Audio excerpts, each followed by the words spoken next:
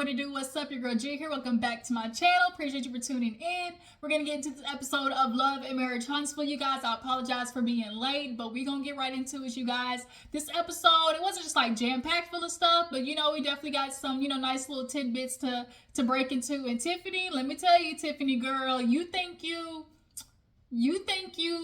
slick, okay, but girl, I'm looking at you with my good eye, all right? You ain't slick. You're a little, I'm not shading her, but I'm shading her type situation, girl. Miss me with the bull. And then Miss Nell, you tiny but mighty. You got a little temper issue, okay, Miss Nell? I'm not surprised. It's some little ones you got to worry about. They small but mighty. Girl, she done popped off on her kids at the end of the episode, and then Nell, you messy, okay? But it's the type of messy and pot stirring that we should expect. I mean, Tiffany just going about it the wrong way. Nell, she's messy in the right, let's make a TV show kind of way. So let's go ahead and get into it. We open up the episode. Speaking of Nell, she out with her man, and they dancing and whatnot on the dance floor. She said that's their love language. I actually love the Fletchers. Like, I actually really, really do. And Chris is like, he ain't just like, oh, my type, but I can see him like he's an attractive older guy. And so they sit down, basically get to talking about what's going on. She asks him how work is, and he's like, I'm selling houses and still trying to get Martell out of this house. Like, the fact that this man will not move out of this motherfucking house is tragic, y'all. This dude really had the nerve at the beginning of the season to try to guilt trip Chris into letting him stay longer. Bro, you ain't got the money. You ain't got the ducats. You keeping me from selling this house. And then Martell was like, oh, so what? You just gonna let me and my kids live in a hotel? Yeah, I think you missed the fact that those are your kids. Your kids. That's what you said, my kids, right? Emphasis on my, as in your kids. And you've been here 8 months, and you saying like, oh, you expect me to go find a house, and you the realtor, bro? Why am I no? If you don't get your grown man at this house, but we see now he done found a place to lay his head. Lay your head on my pillow. Okay, his head is on Arion's pillow. Y'all know what these niggas do when they get cold outside and they ain't got nowhere to go. They always go to the baby mama, the one baby mama that just so desperate to keep it in their life. Oh, my eyebrows itching. So yeah, he done made his way over to Arion's house. The fact that he really was squatting and then said that Chris was harassing him, I'm really interested to see how he's going to address that at this reunion. But, Nell was like, well, speaking of Martell, he stopped by the house and, he was acting a little cray-cray. We was talking about Melody and her name change, and he got a little upset because I told him, like, oh, if she wants to change her name, then she could do that. And he was like, man, nah, that's messed up. Y'all need to pick a side. Y'all need to pick a side. And she's like, he be telling you about this pick a side stuff. And he was like, Chris just started laughing because he's like, man, that's all he do is talk about picking a side. And they did a flashback. Come to find out, when Chris pulled up on Martell and that dude, like a couple episodes back, he hit him with the same thing. Oh, y'all need to pick a side. Y'all need to pick a side. And it's like, Martell, like they said, we met both of y'all when y'all were together. We met both of y'all. So this expectation that people are supposed to pick a side, then not only that, you did the Fletchers dirty. You literally subpoenaed them for court and didn't tell them. And you purposely did that and then try to act like it wasn't some big deal. Oh, like, yeah, because when Chris pulled up at the crib, he was like, so the subpoena. Oh, what you talking about? To court? Oh, yeah. Well, what was you upset? All I needed you to do was tell the truth. Do you really want them to tell the truth, Martell? For real? Do you really want the truth? You try to get your kids, get full custody, but you didn't got nowhere for your kids to stay. What room they gonna stay in, Lewis? What bed are they gonna sleep in, Lewis? So, yeah, he was like, man, him with that.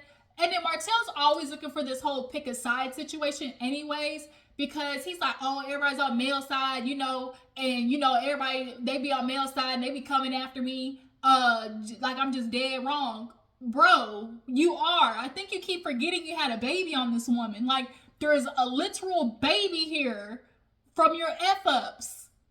And he's just so desperately trying to make this a pick a side situation because he's trying to look for that validation that he didn't F up as bad as he did.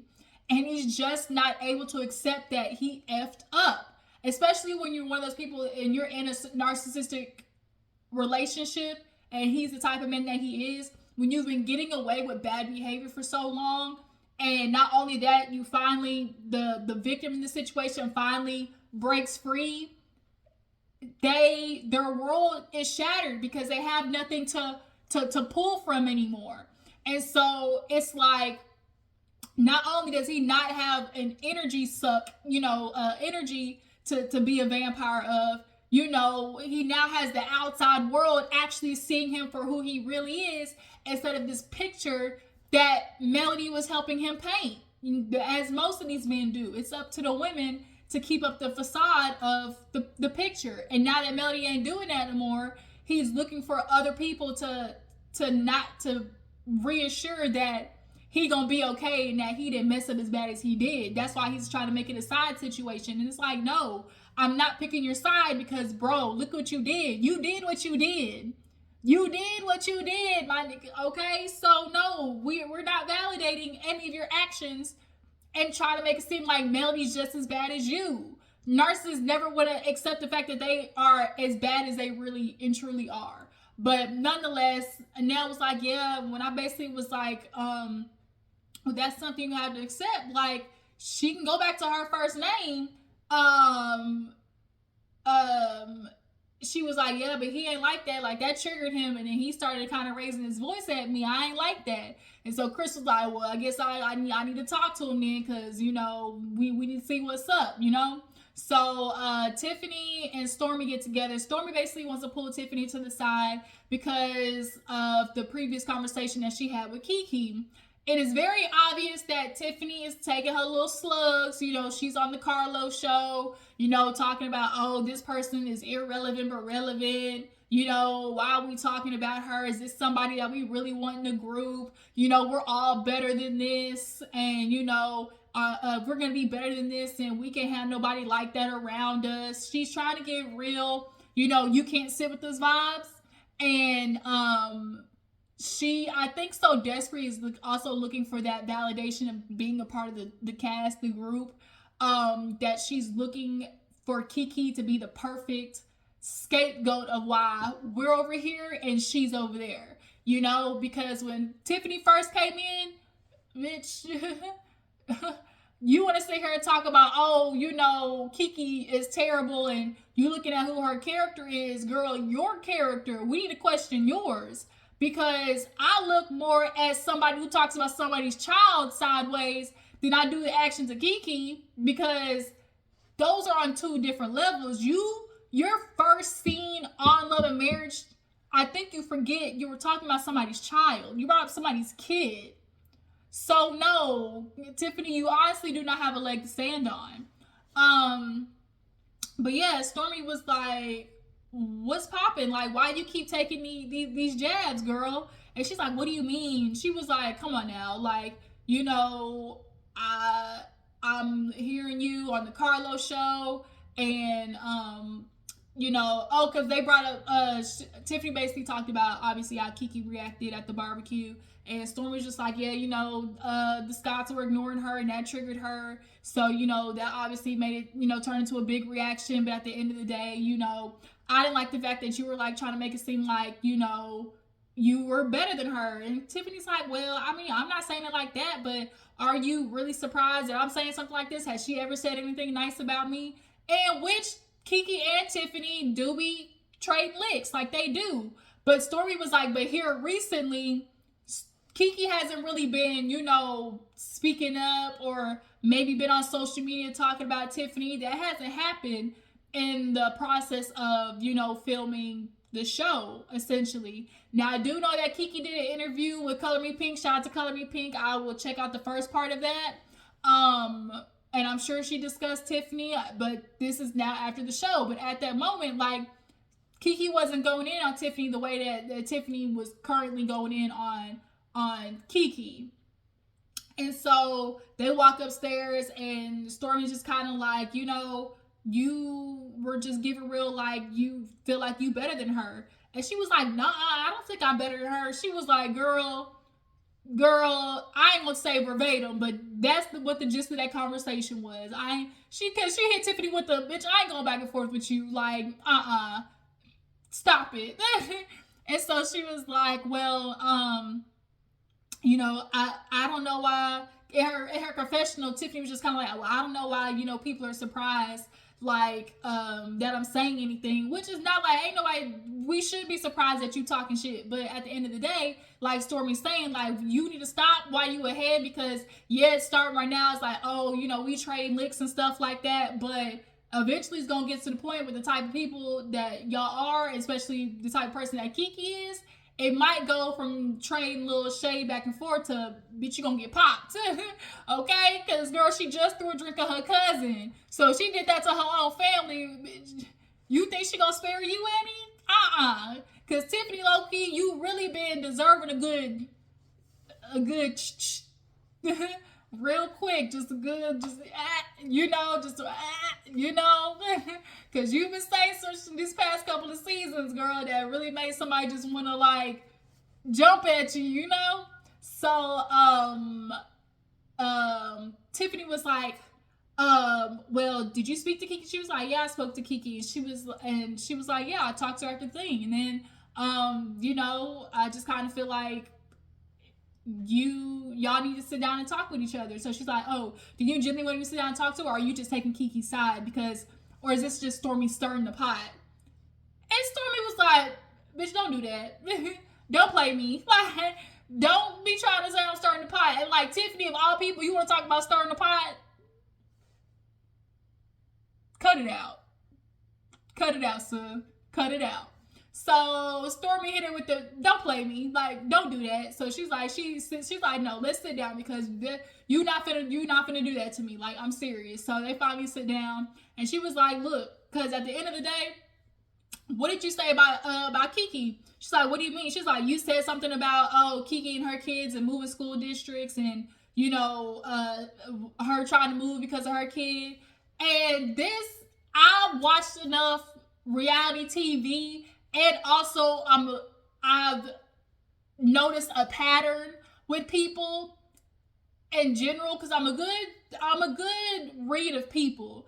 Anytime somebody hits you with the I don't recall, bitch, they very much recall. Okay? They very much recall. So when Tiffany's like, what are you talking about? Like, you can tell Tiffany said that shit, y'all. Drop down in the comments. Y'all believe Tiffany said something about KeKe moving school districts? Because if you talking like that about her on Carlos, I don't believe Mel would say anything like that to KeKe that you didn't say. I do not believe that. So she was like, I don't recall ever saying anything about KeKe. No, you did, Tiffany. If you're gonna be messy, you said you're gonna throw shade at KeKe, then stand in it. That's what I'm gonna need you to do. Stand in that shit. So she was like, well, then not only that, like, she also talked about, like, you speaking about my beauty products and how you don't like the ingredients. And Tiffany was like, wait a minute, no. Like, she's like, girl, I just used up 2 of the bottles, like, a second ago. Like, She's like, what is KeKe trying to do? Like, she tried to start an issue between me and Stormi, and we've always been good. I don't get that. And it's like, well, Tiffany, you and KeKe low-key doing the same thing to each other if we really think about it. You're trying to, like, start some shit up with KeKe, and everybody in particular with Stormi as well. Like, you're trying to create some separation. So y'all really just doing the same thing, just got different tactics, or similar but different tactics. So, yeah, she was like, no, I never did. I never said anything like that, And so basically Stormi was like, look, y'all need to sit down and have a talk, because at the end of the day, Tiffany just kind of was like, well, Stormi, what I'm getting from you is, because she feels like, oh, it's just lighthearted and I'm playing. Because Tiffany is thinking, okay, bitch, let's play ball. Let's be shady to each other. But you gotta remember, like, TV, yeah, we might be making TV, but it's still reality. Like, it's still reality. So you taking jabs about real people's life, you know? And it can get real fast. Like, you coming for me and you hit a certain nerve, and like Tiffany said, like, okay, you poking the bear essentially. Like, yeah, we poking at each other, but poke a little too much, and you might get your head knocked off, okay? So Stormi trying to keep you from getting there. So basically, Tiffany asked Stormi to be the mediator for the next time they talk. So from the preview, we're gonna see how that go next week. Moving on, Melody, she has her name change, you know, party. And you know, it's this whole kind of like recommitment to herself ceremony. I kind of, y'all, didn't like the cape. Something about the cape and how thick the neck strap was, I didn't like. The hair was pretty. Yeah, it was something about that neck strap I just didn't like. But of course, the mom came in. They were just, you know, talking to each other. The Fletchers showed up. Nell and that damn dress in them heels, she was struggling to get down that heel. But y'all noticed that obviously Tisha wouldn't be there, but I'm surprised Kimmy wasn't there. Yeah, Kimmy wasn't there. Obviously Stormi wasn't gonna be there. But the fact that I didn't see Kimmy, that's what kind of like shocked me. But everybody was down there. I guess Mel had another song playing. The song was Take Me Back and My Family, and they kept me on the way and all that type of stuff. She walked in, you know, floating with her cape and stuff, and gets to the front, and basically, you know, her mom came up and was just talking about, you know, how she was proud of her, and, you know, don't just look at this as a part of your journey, and you're on to greater things, and I'm proud that you want to go back to Rodgers and make that name mean something. And so Melody ends up reading like the actual like the court decree of them saying you henceforth were known by Melody Holt to now be Melody Cherie Rodgers, and of course everybody claps and stuff like that. And it went from such a beautiful moment to Nell being like, bitch, come here, let me tell you something. So Nell, here she go, being her usual messy self. Nell is on the clock. Let me tell you, she said, bitch, I'm trying to get paid, okay? We gonna make these moments. So when Nell pulls Melody to the side, she got straight to it. She's like, girl, you know, I'm so proud of you, you know, glad to see you at Rodgers and everything. But see, what happened was I had a little meet with your ex-husband, and Nell was like, did she not get the memo? Did she not looking around and seeing that this is a Martell free zone? You know, I love y'all. I love Melody's blue look. That's probably one of my favorite looks for some reason. I just love the way the hair flips over. That blue looks good on Melody. Her makeup and everything. For some reason, I just love that look. But yeah, Nell got straight to it. Was like, girl, like, I met with Martell and he was not too happy. You know, he was asking me about the party. She did kind of flip it around a little bit, because she was like, oh, he asked me, was I going? I was like, I think you the one who asked him. But nonetheless, he wasn't too happy. And she basically was like, Martell was like, oh, well, you need to pick a side, because if you go, like, that's a slap in the face to me, because that's my name or whatever. And it's kind of like, nigga, you really have audacity. That's something that these dudes will have, is nothing but audacity. And Mel was like, wait a minute, I'm sure I had a name before I met him, right? You know Melody be talking. I had a name before I met him, right? You know, Melody Rodgers. And he want to tell me that he gave me a name? Oh, really? Oh, no, ma'am. And in her confessional, she was like, you know, of course, that's what men like Martell do, because at the end of the day, you want to talk about,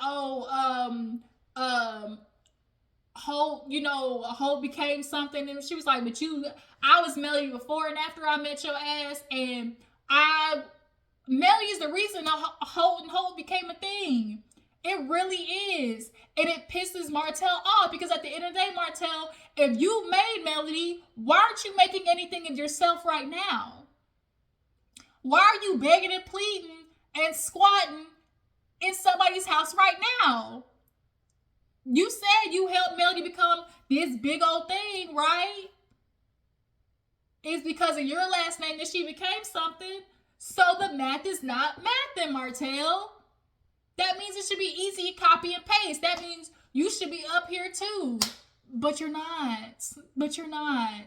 So Melody cut the conversation short because Nell was getting into it about how Martell was like saying, "Oh, I need to hold you accountable," and allegedly you was doing infidelity and stuff like that. And it was like, man, he gonna try to drive that infidelity into the ground. Cause Nell told the same thing to Chris at the dinner. She was like, yeah, he brought up the whole infidelity situation, and she was like, it was like I told him at the last time we spoke, bruh, you gonna run it into the ground if you don't stop, and he didn't listen. But that's the thing about men like Martell. That's why he wanted her to go, oh, did you talk to the older ladies? Because what they do, they tolerate the bullshit, okay? As long as the lights is on, as long as he take care of everything, let that man be. No, no, not over here.